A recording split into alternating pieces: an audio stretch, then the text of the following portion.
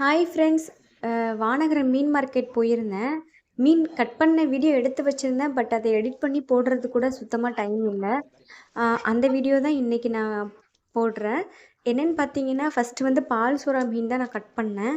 இது ரொம்ப ஈஸி. ஏன்னா இதை வந்து இட்லி குண்டானில் தான் நம்ம அவிப்போம். அதனால இதை வந்து நம்ம ரொம்ப இது பார்த்து பார்த்து வெட்டணும்னு அவசியம் இல்லை. இந்த சரகை மட்டும் வெட்டிட்டு அப்படியே ஒரு 3-4 துண்டாக கட் பண்ணிவிட்டு வயிற்றில் இருக்க அழுக்கை மட்டும் எடுத்துட்டா அந்த பால் சுறா மீன் வெட்டுறது அவ்வளோதான். என்னென்னு பார்த்தீங்கன்னா, நான் வெட்டும்போது என்னோட 2 பிள்ளைங்களும் நானும் வந்து பார்க்கணுன்னு சொல்லி ஒரே அழுகை. சரி வாங்கன்ட்டு 2 பேரையும் இங்கே இந்த ஸ்டவ் மேலே ஏறி உட்கார வச்சுட்டேன், கேஸ் ஸ்டவ் மேலே.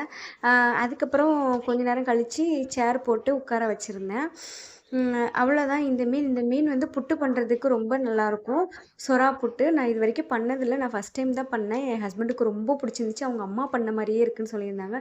நண்டு பார்த்திங்கன்னா, மேலே உள்ள தோடை எடுத்துட்டு 2ஆ உடச்சி போட்டுற வேண்டியதான்.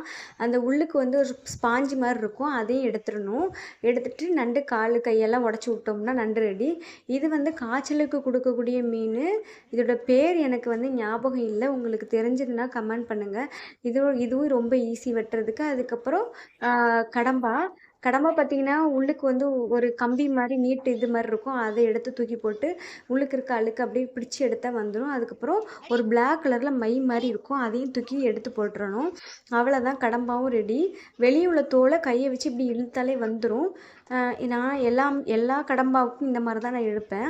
தோல் வந்து வச்சுருக்க மாட்டேன். அப்போ தான் அந்த டேஸ்ட் ரொம்ப அதிகமாக இருக்கும். இல்லைன்னா லைட் கசப்பு தன்மை கொடுக்கும்.